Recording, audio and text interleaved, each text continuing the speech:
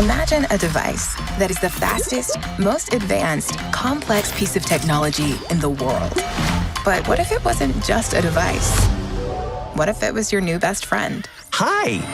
Hey everyone, it's Jonathan and welcome to another episode on Locksmith Animation with Larry Chilson and Eli Sanza. This time we're talking about 2021's Ron's Gone Wrong, but also just Locksmith Animation in general, plus a bit more on an animation tangent, this time talking about Netflix Animation, as they were the distributor for Locksmith's most recent film, That Christmas, and they're also an increasingly big player on the animation scene in general. Ron's Gone Wrong was Locksmith's debut feature, and it was actually released by Disney, funnily enough. They acquired this along with everything else they bought up during the big 20th Century Fox merger.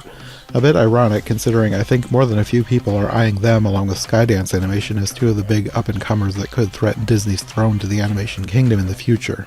I'm not convinced myself yet, but while it was by no means a perfect film, it was a decent start for a new studio, and despite my personal dislike for That Christmas, I still think they have potential for the future. Ron's Gone Wrong, and That Christmas to some extent, do show off a certain creative charm, and I think they could easily channel that into greatness for future projects. For now, I don't think Disney has anything to worry about, but it'll be interesting to see where Locksmith ends up in the next decade or so. So for this one, like we recently talked about That Christmas, the other film from Locksmith Animation. This one I feel is a lot more middle of the road than That Christmas. Like this is not a favorite of mine, but I have to say watching That Christmas and then watching Ron's Gone Wrong, this was way better. Mm-hmm. Agreed. Like there were parts of this movie that kind of annoyed me, but like for the most part, it was fun. Like I like the B-Bot. The one voiced by Zach Galifianakis. The others, I was more mixed on. But like, he's the main character. I like him. I like Barney. I like his grandmother. Yeah. Yes. Like, I like the main characters. The side characters I could do without, but like the ones you're supposed to care about, I actually like. So for everything that I don't like about this movie, it's kind of made up for by the things that I do like. Yeah, I agree. Especially, obviously technology takeover type of things are become quite common, and we've seen several really good and animated films about subjects in this realm.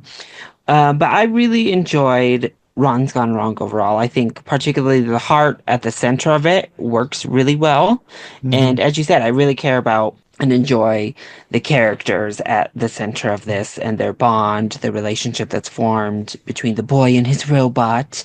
And I think that's a huge selling point on why this ends up being a much better film than I had anticipated going into it. It actually surprised me upon first watch because I was like, okay, I don't know about this. The trailers didn't sell it that well, but particularly, the third act and the sweetness, the heart that comes in there, I think it works really, really well. So I actually enjoyed the film. I think it's a cute little film, a nice debut for a new animation studio, certainly. And yeah, I quite enjoy Ron's Gone Wrong at large. Yeah, I mostly enjoyed it too. It was like it's not like up there with like the greatest animated films ever made, but it's like it's nice and it's got a nice story, it's got nice characters. I just found it nice. And I also liked the kind of the theme about how it's like, okay, so there's this like tech company that's like trying to sell these like social media bots to a bunch of people, and they're trying to make friends through like algorithms. And I kind of like the message of the movie about friendship and like actual real friendship and how that could be better than like something that a tech company tries to manufacture for you. That was like, so it had some good themes. And also, yeah, it was just there's some entertaining moments. There was a few mediocre moments, but there were also some entertaining moments. So I'm not mad at it. It's a nice movie. I will say though, and I don't know that you're supposed to, but like this world that they live in, this is like a straight up dystopia. Mm-hmm. I the whole idea of like every child having this camera following them around and they like it. This sounds like a nightmare to me. I would absolutely hate living in this world. Yeah. Yeah. Kind of like a futuristic, like Tomorrowland kind of place gone wrong kind of situation. But yeah, it is kind of like that it's kind of like I do kind of like the angle with how it's like sort of like a utopia because it looks like a nice place to live. It's like super like bright and like robots are friends with kids and it's like it looks like a nice futuristic playground, but it's like in underneath it is kind of like a little bit more dark, like because it's like this tech company does not have the best interests of kids at heart, really. So it's like I kind of like the veneer of like a utopia with a dark underbelly. I kind of like that thematically. I feel like I like the idea of that as a movie, but I don't like how it was executed in this movie because it felt too much like almost like they for a while were playing it up to be a good thing. Like all the kids had their own YouTube channels and they all wanted to get likes and Hmm. follows, and it almost felt like it was a good thing in a way until you find out like the CEO can like turn it around and use them to spy on everybody.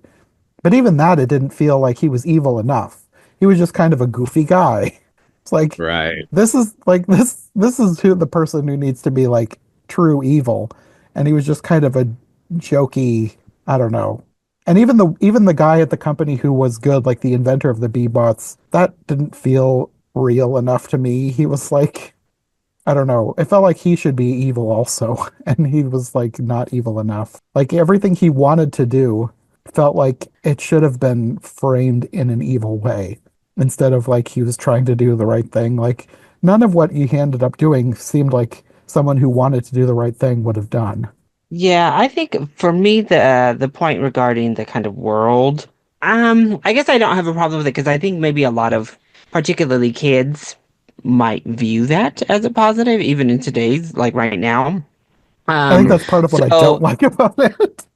yeah, so I kind of just am like, I guess yeah, that seems about right. So I could see this happening pretty quickly with the generation, and Oh you yeah. know, becoming so obsessed with likes, coming so obsessed with this, that, the third.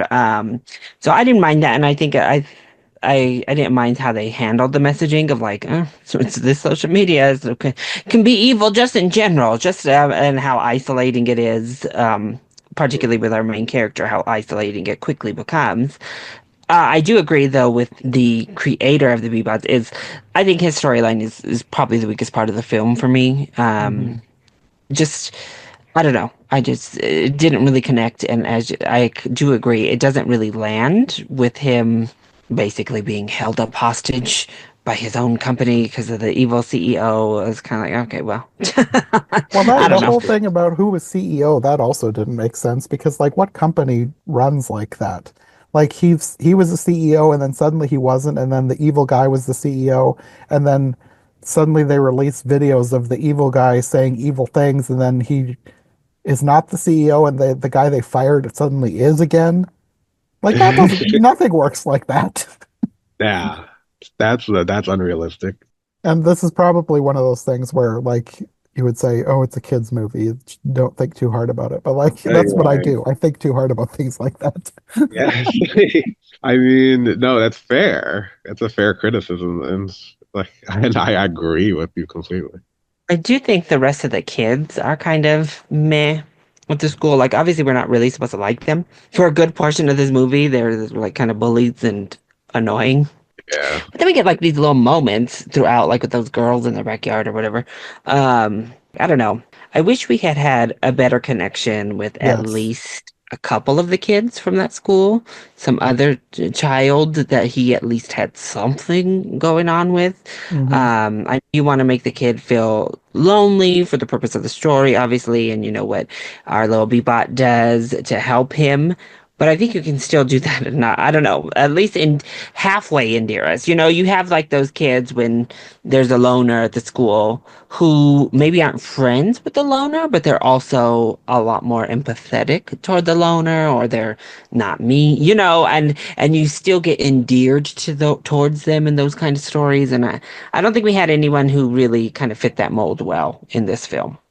Yeah, I do. I do think the story would have worked better that way because it would have felt a little bit more realistic and not so like cartoony if there was like somebody who was treating him nice because not every kid is going to be a bully or something like that. And I feel like that's sort of demonstration of the weak characterizations in this movie. I think that like a lot of characters could have been written better.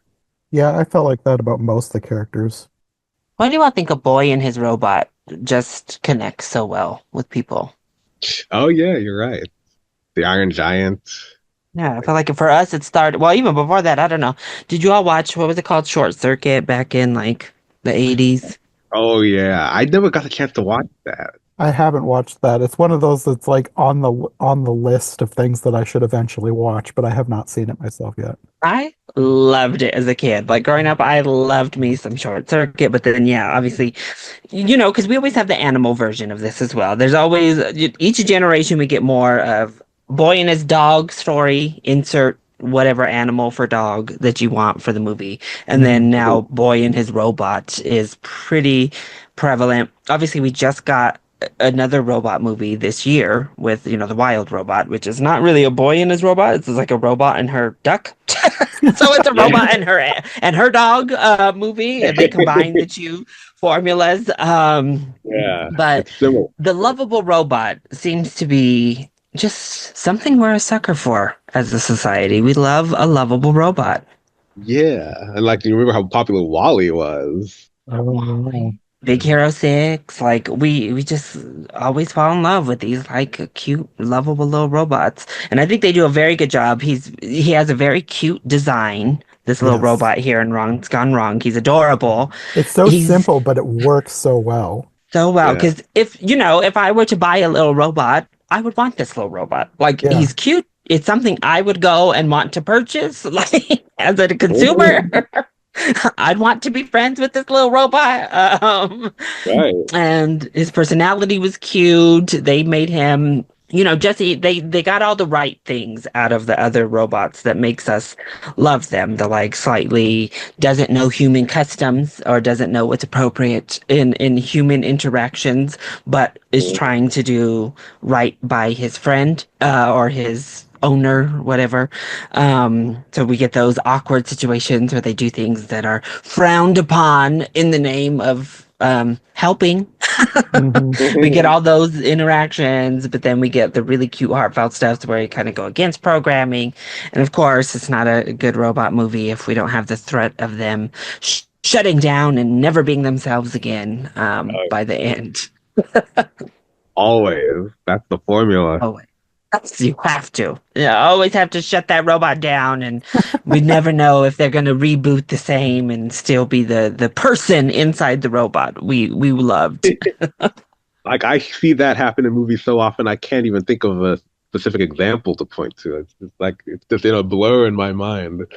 Yeah, so it plays by a lot of the robot formulas, if you will, but that aspect of it, I think maybe Hollywood just has that down really well. So if you get that formula from the general formula of those movies and you're able to execute it, at least at its core, you're going to have something enjoyable on your hands. And then it's just up to you to kind of fill in the rest. And I do agree with Jonathan. I think it varies in the success rate in which it builds upon the boy and his robot at the center of it all. I didn't really think about it in terms of like it being a trope, but you're right. I think that trope is one of the things that I like about this movie, the boy and his robot. I think that relationship works, and it's what makes this movie work for me. That and the grandmother. Like I always love sassy old ladies. So Yeah. Me too. Yeah. Look at us, Jonathan. for whatever reason, if you've got an old lady who's either weird or sassy or just doing her own thing, that's always going to be one of my favorite characters. So I loved his Bulgarian grandmother. I thought she was hilarious. Yeah, she's great. She's one of the best side characters in the film. Like probably the best side character in the film. Yeah, agreed. Definitely the best, because like the dad was forgettable, and I didn't really like most of the other kids. So Yeah, no, I did definitely. Yeah, the kids, like I said, they did not do a good enough job of fleshing out one of those kids to be likable outside of our main boy at all. The dad, yeah, I agree. Also, he's just kind of there. I think the animation overall is good. We have the humans range. I think that the humans are better than actually the film they produced next, which is That Christmas. I actually think they Yeah. went to much more generic in That Yes. Christmas than here, because we actually have like varied looks to the character in decent ways here. I really like the design of our main character. I think he's just, that awkwardly adorable that you want for his character. As we already talked about, the Bebot is adorable. Like they nailed the design of this cute little robot. But even like his movements and everything, it all looks good. Like it feels like, okay, this is a theatrically released animated film. Everything's rendered well, it moves well, it feels like a well animated film, I would say overall. It does look good, and I like the character designs. They did a good job with the look. I feel like I didn't dislike the character designs. I like them better than That Christmas, that's for sure. But I feel like Yeah, I would have liked the character designs better if they were in 2D. Like I feel like this is one of those movies where they probably drew all these out in 2D first, and then I don't know that they translated to 3D that well because they looked just kind of a bit awkward, which is fine. But I feel like if this had been a 2D animated film, I think I would have loved the character designs, and instead of them just being fine. I feel that way about most computer animated movies, actually. Yeah, This would have looked better kinda. in hand-drawn animation. That might just be me, but It's Yeah, funny you say that, especially comparing it to That Christmas, because while I was watching That Christmas, I was like, this would be so much more charming if it was just 2D. Like, I don't know. that that could have helped. They still would have I needed mean, rewrites, yeah, but I no, think the that looked. writing was still subpar for that film. Especially, yeah, I don't know, something about a Christmas movie. You're like, just make it 2D. I don't know. Just give it that charm it needs. Yeah, yeah. Or give it the innovation of Klaus. But the beautiful work that was done on that animation. But for this, yeah, no, I think it definitely would have stood out from the pack. Obviously, because I think it easily, especially if you look at like the poster or just kind of the characters and the animation style from a marketing standpoint, it seems like, just kind of another animated film. Nothing to really stand out in that sense. So I think they do a good job of animating it. Certainly, like I said, I do think the animation is very good in the film. It just doesn't stand out in any sort of meaningful way from every other animated film of this time. yeah. Yeah. I think the only character, like right off the top of my head, the only one that stands out in my head as one that is perfect for this medium is Ron, the robot. I thought they did such a good job with his design and his animation. He was like perfect for a 3D animated character. Like I don't know that 2D would have improved him because he just works, but he's also a Yeah. robot. So the CGI kind of just goes hand in hand with the robot. Yeah. Everything about the robot Ron, they nailed, I think, in terms of the personality and in terms of the look. Part of that too, I think, is Zach Galifianakis. I love his voice. I think he did such a good job being a robot. Yeah, No, yeah. yeah, he's great. Surprisingly. I just like him in general. He's just very likable, and I think he did a very good job making a likable robot. Yeah. Yeah, I completely agree. I think it was the perfect choice to voice this little robot. And yeah, I love that. I that's the other thing we always love too, right? Is particularly in like maybe even robot stories or really any stories, friendship stories, like the two weirdos coming together and finding each other and finding like their Hmm. own little tribe. And I think that's what differentiates it maybe from a lot of the other kid and his robot is because the robot is just inherently an outsider in a lot of those other films. So it just kind of is built into the story like Iron Giant. It's this big, like there's no Yeah. others. It's just he's the only giant robot roaming around here. Or a Right, lot of right. those type of stories. The same thing with like my Big Hero 6. He's the only one. Baymax. He's the only one of his kind. So he's kind of just there. But here, everybody has this little robot. And so we have this situation where he's, like this little defective guy. Yeah.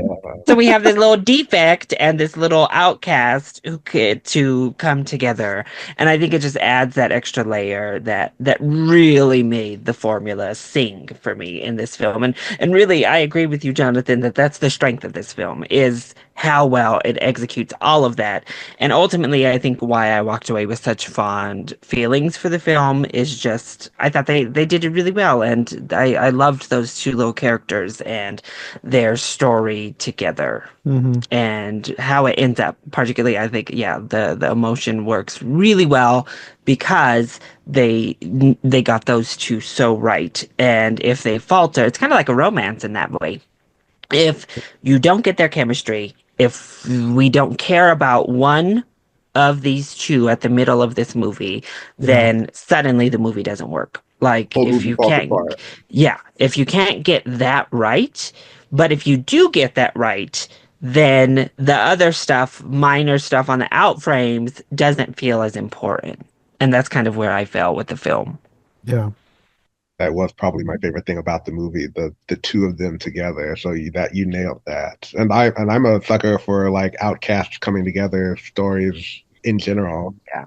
That might have helped us with the other kids. Like if the other kids had also been outcasts in their own way instead of being popular, like that might have made it feel more genuine. Because like I didn't really buy that those kids would end up being his friend. Like I don't feel like they went through enough together to become friends. Like because they have the whole thing about them, oh, they used to be friends when they were kids, but like you never see that. So it doesn't Yeah. really make sense in your mind. They don't spend enough time together to make it feel like they're genuinely friends. Whereas the boy and the robot spent most of the movie together, so you get Yeah. that they are good together. Yeah. Yeah, no, I agree. I don't think that that's the part of the story that definitely feels the most hollow is yeah, them coming together, all this. It's like yeah, you get the shared experience part of it, but not really. Hmm. Yeah. I mean, they lived through this at the same time, but that's about it. Yeah. The fact that the two main characters are so good, the boy and the robot, it's like they carry the movie so much. It's like they're Yeah. largely the reason why it works so well. Yeah, definitely. How do we feel about the animation studio and maybe their future moving forward? It's hard to tell since they only have two. I feel like they had a strong enough start because Yeah. like you don't always get a home run right out the gate. So like I don't feel like Ron's Gone Wrong was a home run, but it also like it was better than I expected. So I Hmm. feel like they did good enough that yeah, their first outing was it was good. But then they kind of went downhill with that Christmas. So Yeah, they went oh, downhill. But like, do you think that they have like potential to like make a really great animated film? I think they could. Like they could do the animation, definitely. I think they need more time with the writing. If they got in a good writer, because like it's not the studio itself doing the writing. I think if they Mhm. got in a good writer with a good vision for a movie, I think they could definitely make something good. But I guess time will tell. Because what do they do? I know they've got stuff lined up, but They've got a movie called Bad Fairies that's gonna be released by Warner Brothers in 2027. I think that's the next thing. They also have a movie coming out that they're working on called The Lunar Chronicles and a movie called Wed Wabbit, which I know nothing about any of those. All three of those films I know nothing about, but that's the name of them.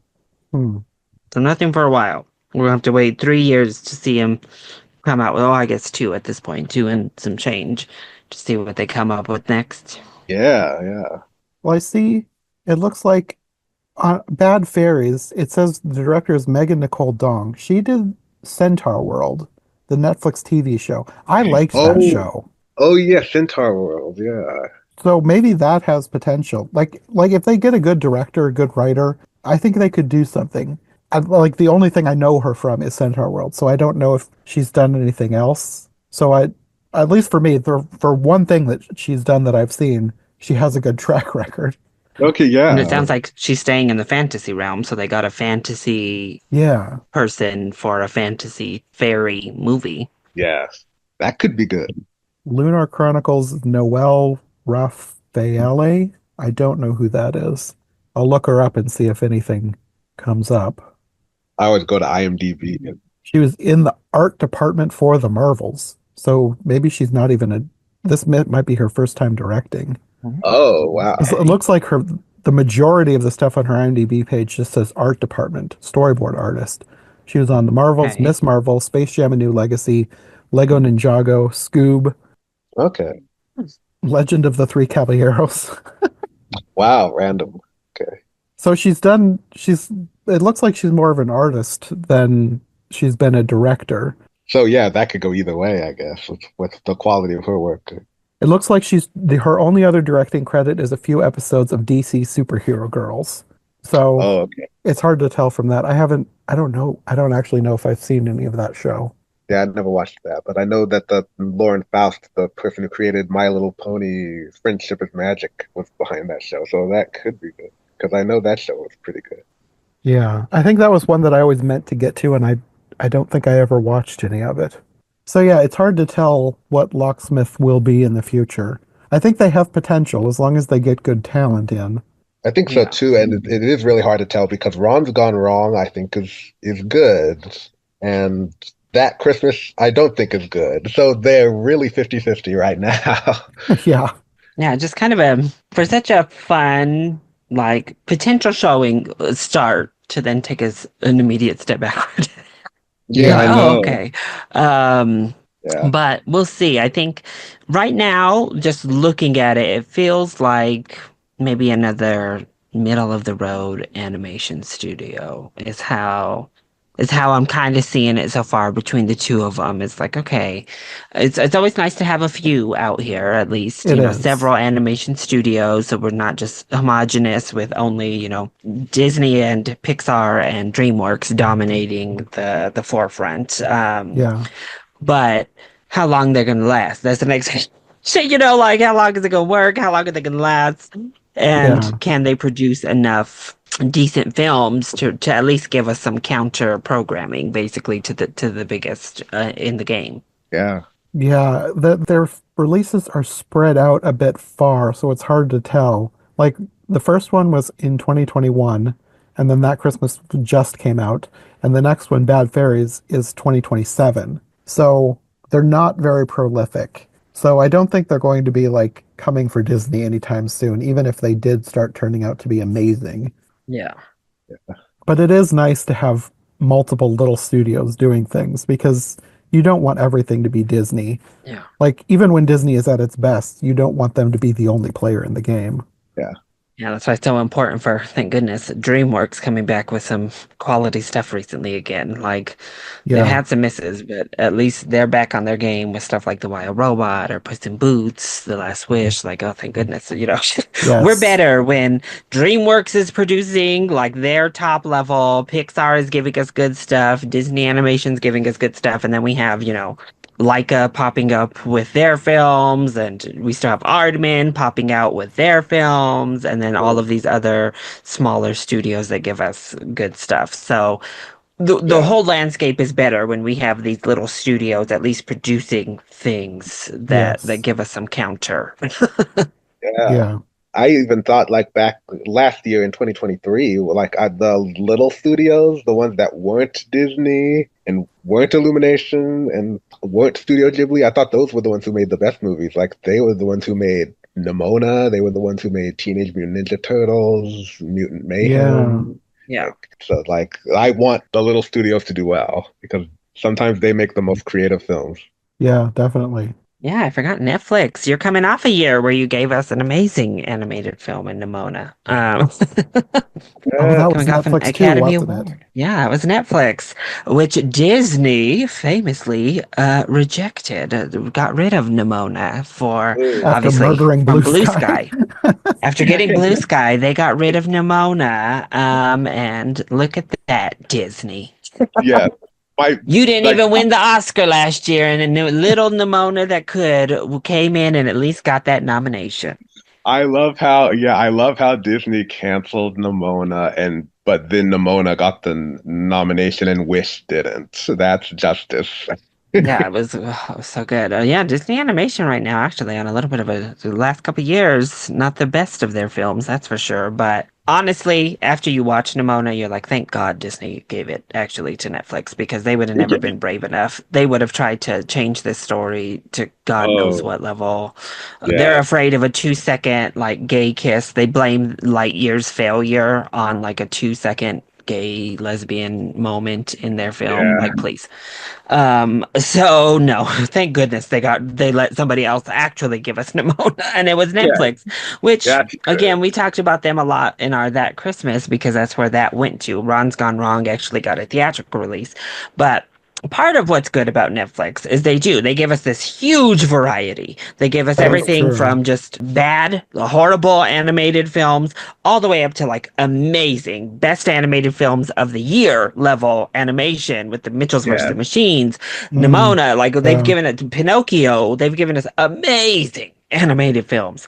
Yeah. So having say what you will about Netflix, but at least having a streaming service that is willing to, one, either just let creators create like they did with something like Pinocchio and Yes. Nimona. They just let those filmmakers make the movie they wanted to make, or they pick up these smaller studios films and at least give them a release to a wider audience than they probably even would have gotten in a theater where, maybe nobody would have even watched something like that Christmas. No, regardless of the quality of the film, at least Hmm. this little studio is given the opportunity to have their film seen by a much larger range. So, as much as obviously I'm pretty sure the three of us here and most film people champion the theatrical experience, certainly, Yeah. there is still a saving grace to places like Netflix and the kind of films they're able to provide us as well.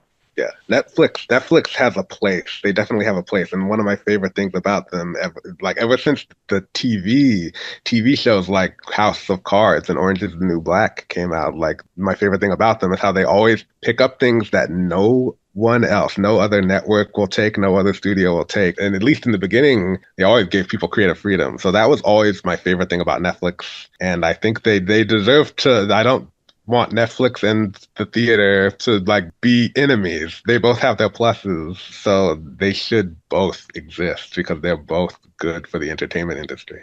And it's good to have a streamer that's outside of the system.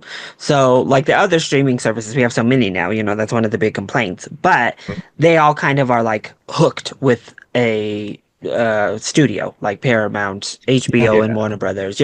Those ones all are locked into a specific studio, whereas Netflix, that's why they're able to bring us this like variety of stuff is because they're not. So they're picking up like random stuff. They're going out grabbing movies from random studios and putting it in there. So that's Mhm. what's also kind of nice about still having that independent, as in not like indie, but independent from the studio system, if you will, it was streaming service.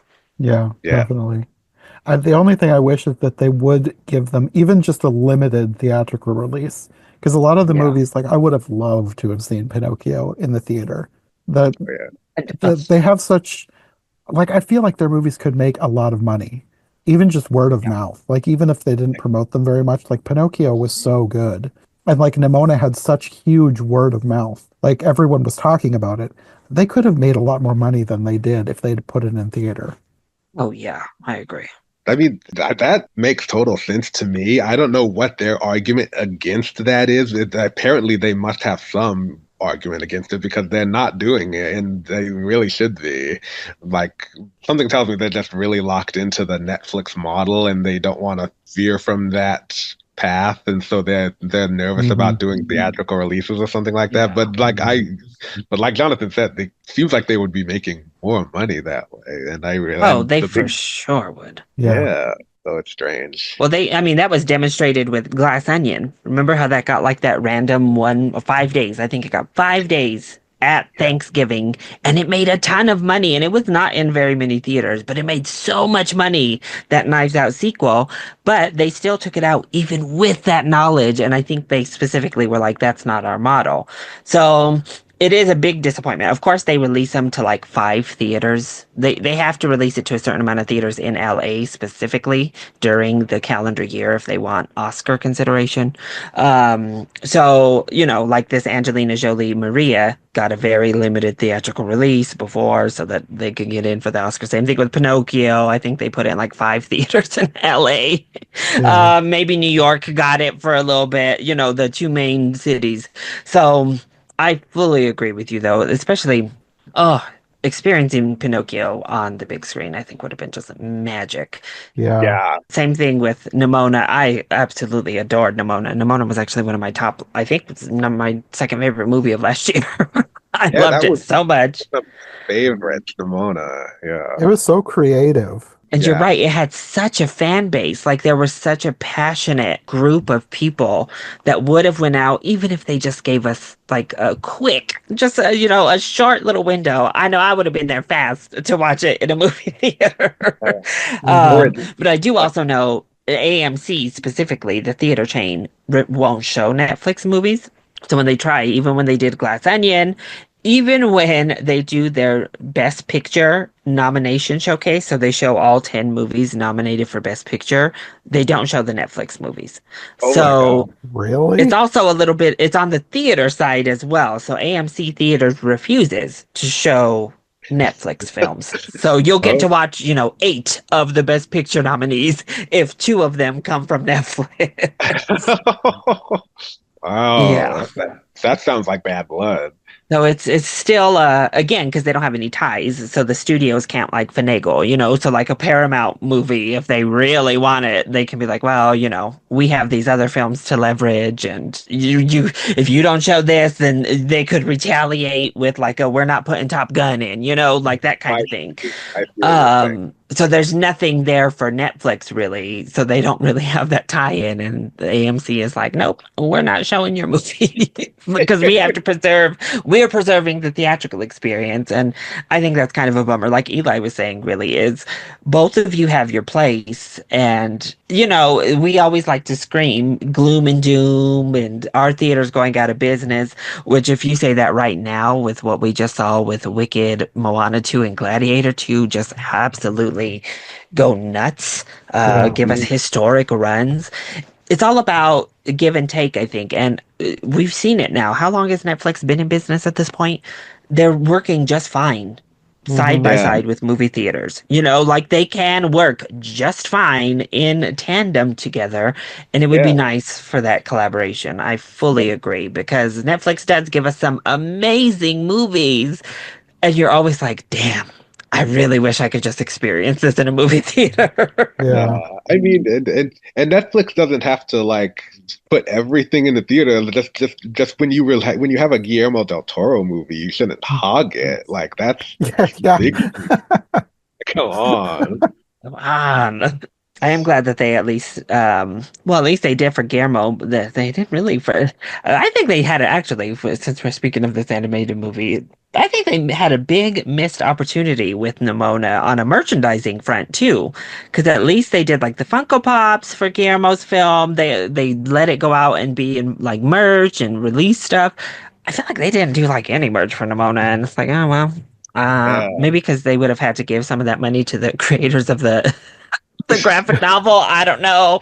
I know. But maybe they didn't own the rights to the characters like that.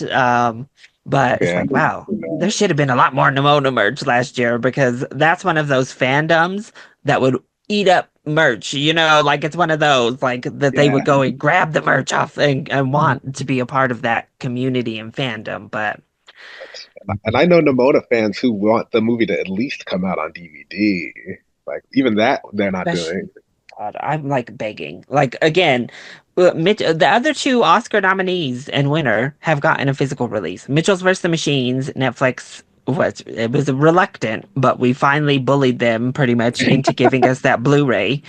And then Yeah, the Criterion collection thankfully exists and gave us Pinocchio through the Criterion. I'm like, Criterion, can't you Yes. thank. help us and get Nimona?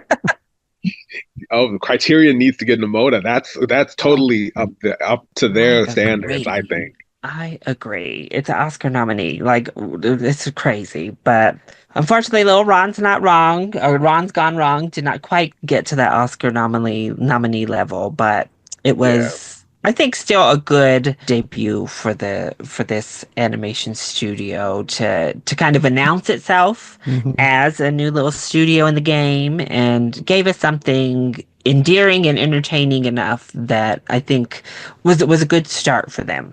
I agree. Yeah, definitely. Well, I think that's probably about all we have to say for Ron's Gone Wrong. And our little Netflix tangent. Thanks for listening. Yeah. We will be back hopefully soon. I think we're going to talk about Skydance next. So at some point, we will be back to talk about Luck and then Spellbound, another new studio with only 2 releases. Although I think Skydance is going to try to be, at least the vibes I'm getting is they're going to try to be a Disney competitor. Like they have plans to start releasing a lot more. So Is it who's with them?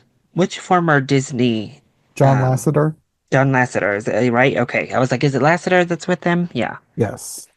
So naturally he wants to compete with Disney. But like they merged, didn't they merge with Paramount or somebody?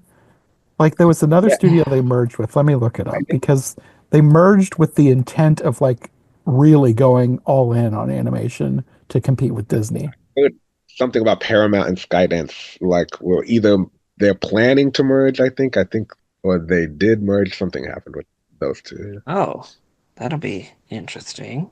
Something like that. They're gonna both be under the same umbrella or something. I don't Well, know that'd the be interesting details. because I think Paramount is on a upturn right now. Like they're really, after TMNT and this year I really like Transformers One. So they've kind of revitalized some properties that Michael Bay helped kill in live action for me. So that's what Paramount's been doing recently. Yeah, they're doing well, but I do think Paramount Animation like needs to do more because I don't think they're not like as prolific as a lot of the other studios. Okay, it's not a deal yet. It's in the middle of happening. Skydance and Paramount Global are in the middle of merging. Interesting. It's expected that it will close in spring of 2025. Yeah, that's what I thought. I was like in the middle of Yeah, that's interesting because they went from Apple to Netflix for their 2 streaming films so far with yeah, Skydance to merge with Paramount. yeah. They're wandering right now. They're like vagabonds. Anyway, Skydance must have more than just their animation studio because otherwise, how on earth do they have enough money to like? Because it's like Skydance is the one doing this. It wasn't like Paramount couldn't buy Skydance. Skydance like almost bought Paramount, so they must have money from somewhere else. yeah, it's called Skydance Media. I think that's what you're thinking of. That's the They do company that. CGI too, right? Yeah, they do. Because I I see can't I've remember. seen the Skydance logo. I'm trying to remember now in front of live action films, I feel like. Okay, so they've had co-productions dating back to 2006. Yeah, I was gonna say I've seen the Skydance logo in front of live action. So Yeah, Okay. they do live action. So they're a big media company. interesting, interesting. Well, that will be an interesting topic. I think it'll be well. I'm interested to hear your all thoughts, I guess, because I think it'll be somewhat similar to this animation studio. These 2 animation studios, I think, are pretty pretty Yeah. similar right now. That's kind of the vibe I've gotten, and I have not yet watched Luck or Spellbound, but from everything that I've heard talked about the films, I have a feeling it will be a similar deal here as to like quality. So, yeah, we'll see. Well, I have to say, since we're talking about them and the film right now, we're on top over here because I think Ron's Gone Wrong is the best of the 4.